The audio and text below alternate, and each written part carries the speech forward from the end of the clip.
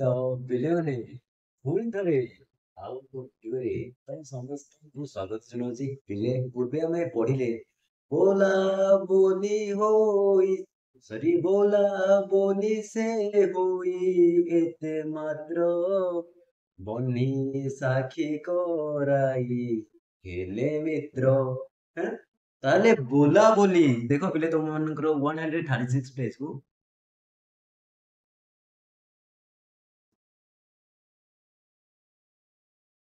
ବୋଲା ବୋଲି ସେ ହୋଇ ଏତେ ମାତ୍ର ବନି ସାକ୍ଷୀ କରାଇ ହେଲେ ମିତ୍ର।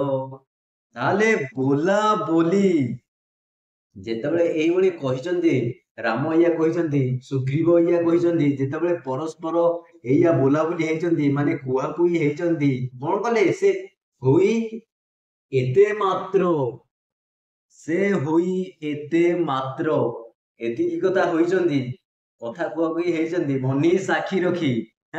ବନି ସାକ୍ଷୀ ବନି କହିଲେ ହେଲେ ଅଗ୍ନିକୁ ସାକ୍ଷୀ କରାଇ ହେଲେ ମିତ୍ର। ଅଗ୍ନିକୁ ସାକ୍ଷୀ କରାଇ ଆଣିଲେ ହନୁମାନ ଅଗ୍ନି ଏବଂ ସେଇ ଅଗ୍ନିକୁ ଶପଥ କରି ଦୁହେଁ ପରମ ମିତ୍ରତାରେ ବାନ୍ଧି ହେଇଗଲେ।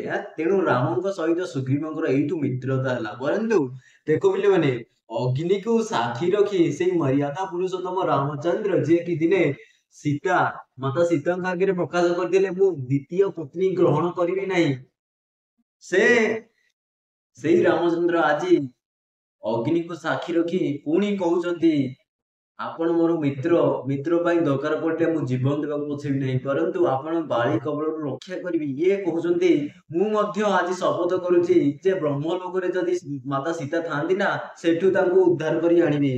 ତାହେଲେ ପୁଣି ଏହା ପରେ କଣ ହେଇଛି, ମିତ୍ର ସିନା ହେଇଗଲେ ପରସ୍ପର ମିତ୍ରତାର ପରୀକ୍ଷା ଦେବାକୁ ଯାଉଛନ୍ତି। ମିତ୍ରତାର ପରୀକ୍ଷା ନେବାକୁ ଯାଉଛନ୍ତି ସୁଗ୍ରୀବ। କଣ ମିତ୍ରତାର ପରୀକ୍ଷା ନେବେ ଦେଖ ପିଲେ, କଣ କହୁଛନ୍ତି ସୁଗ୍ରୀବ, ତାପରେ ଦେଖ ପିଲେ, ବୋଲୁ ଶତ୍ରୁକୁ ଦେଖାଅ ରାଘବ ବୋଲୁ ଅଛି ସବିନଏ ସୁଗ୍ରୀବ। ଯେତେବେଳେ ରାମଚନ୍ଦ୍ର କହୁଛନ୍ତି ବନି କହିଲେ ଅଗ୍ନିକୁ ସାକ୍ଷୀ କରାଇ ମିତ୍ରତା ସୂତ୍ରରେ ବାନ୍ଧି ହେଇଯାଇଛନ୍ତି, ମିତ୍ର ହୋଇଛନ୍ତି, ସେତେବେଳେ ରାଘବ କହୁଛନ୍ତି କଣ କହୁଛନ୍ତି, ଶତ୍ରୁକୁ ଦେଖାଅ। କହୁଛ କଣ ଏଡେ ବଡ ବୀର କିଏ, ବାଳି ଦେଖାଅ ତାଙ୍କୁ, କେଉଁଠି ସେ ବାଳି। ଯେତେବେଳେ ରାଘବ ଏ କଥା କହିଛନ୍ତି ସବିନୟରେ ସୁଗ୍ରୀବ କଣ କରୁଛନ୍ତି, ସବିନୟ ସହକାରରେ ସୁଗ୍ରୀବ କହୁଛନ୍ତି କଣ କହୁଛନ୍ତି ସୁଗ୍ରୀବ, ତାପରେ ଦେଖ ପିଲେ,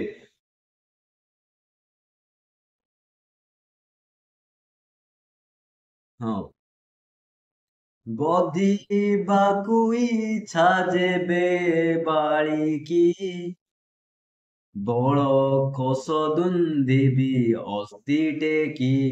ସୁଗ୍ରୀବ କହୁଛନ୍ତି ନା ପ୍ରଭୁ ନା, ଦେଖୁଛନ୍ତି ତ ମୋ ଅବସ୍ଥା କଣ, ମୁଁ ଯେତେ ଥର ବାଳିକି ପାଖକୁ ଯାଉଛି କଙ୍କାଳେ ପିଟୁଛି କଙ୍କାଳେ ବା ବାଡଉଛି କଙ୍କାଳେ, ପୁଣି ଦୌଡ଼ି ଦୁଡାକି ଏ ପର୍ବତ ପାଖକୁ ଆସୁଛି। ଆପଣଙ୍କୁ ଏମିତି ଡାଇରେକ୍ଟ ପଠେଇବାଟା ଠିକ ହବନି, ତେଣୁ କଣ କରିବା, ଆପଣ ଟିକେ ପରୀକ୍ଷା ଦେଲେ, ମିତ୍ରତାର ପରୀକ୍ଷା ଦେଉଛନ୍ତି, ଭଗବାନ ପରୀକ୍ଷା ନେଉଛନ୍ତି।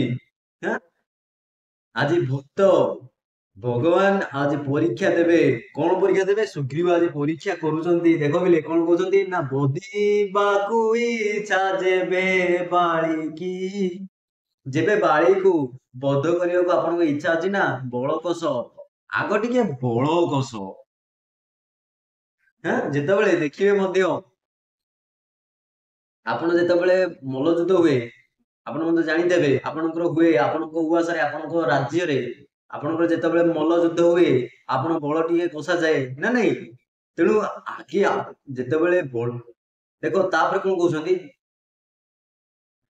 ଆଗେ ଯେତେବେଳେ ବଡି ବିଲ୍ଡର ମାନେ ଆସନ୍ତି ପୁରା ଫିଟ୍ ଫାଟ୍ ହେଇକି ଆସନ୍ତି, ପୁରା ବାଡେଇ ପିଟେଇକି ଛାତିକୁ ଟିକେ ବାଡି ପକେଇବେ, ହାତକୁ ବାହୁକୁ ଟିକେ ବାଡି ପକେଇବେ ନା ନାଇଁ, ତେଣୁ ଏଇଠି ମଧ୍ୟ ସୁଗ୍ରୀବ ରାମଙ୍କର ପରୀକ୍ଷା ନେବାକୁ ବାହାରିଥିଲେ, ବା ଆମେ ଯଦି କହିବା ରାମଚନ୍ଦ୍ରଙ୍କ ପରୀକ୍ଷା ନେଉଛନ୍ତି, କଣ କହୁଛନ୍ତି ନା, ବଳ କୋଷ ଦୁନ୍ଧିବି ଅସ୍ତି ଟେକି। ଯେଉଁ ଦୁନ୍ଧିବି ରାକ୍ଷସ ତାର ଅସ୍ଥି ତାର ହାଡକୁ ଟିକେ ଟେକି ଦେଖିଲେ, ଯଦି ଆପଣ ଟେକି ପାରିବେ ମୁଁ ଜାଣିବି ଯେ ଆପଣଙ୍କର ବଳ ଅଛି, ଆପଣ ବାଳିକୁ ପାରିବେ, ନହେଲେ ବାଳିକୁ ପାରିବେନି। ରାବଣ ରାବଣ ମହାନ ପଣ୍ଡିତ ରାବଣ କେତେ ଶକ୍ତି ଯେ ଆପଣଙ୍କର ସୀତାକୁ ହରଣ କରିକି ନେଇଯାଇଛି, ତାର ଅନୁମାନ କରୁଥାଉ କେତେ ଶକ୍ତି। ସେ ରାବଣ ଯେ କାଖରେ ଜାକିକି ବୁଲେଇଥିଲା, ସେଇ ରାବଣକୁ ଯିଏ କାଖରେ ଜାକିକି ବୁଲେଇଥିଲା ତାର ବହୁତ ଶକ୍ତି ଅଛି। ତେଣୁ ତା ସହିତ ଲଢେଇ କରିବା ପୂର୍ବରୁ ଭଗବାନ ଆଜି ଆପଣଙ୍କୁ ପରୀକ୍ଷା ଦେବାକୁ ପଡିବ, ବା ଆପଣ ଆଜି ଦୁନ୍ଧିବି ଅସ୍ତିକୁ ଟେକନ୍ତୁ। ତାହେଲେ ଯଦି ଆପଣ ଦୁନ୍ଧିବି ଅସ୍ତିକି ଟେକିବେ ମୁଁ ଜାଣିବି ଯେ ଆପଣ ବାଳିକି ପାରିବେ। ତାହେଲେ ପରବର୍ତ୍ତୀ ଅଧ୍ୟାୟରେ ଆଲୋଚନା କରିବା ରାମଚନ୍ଦ୍ର ଟେକି ପାରୁଛନ୍ତି କି ନାହିଁ ଏବଂ ବାଳିକୁ ବଧ କରିପାରୁଛନ୍ତି କି ନାହିଁ, ସେ କଥା ଆମେ ପରବର୍ତ୍ତୀ ଭିଡିଓରେ ଆଲୋଚନା କରିବା। ପିଲେ ତାହେଲେ ଆଜି ପାଇଁ ବସ୍ ଏତିକି।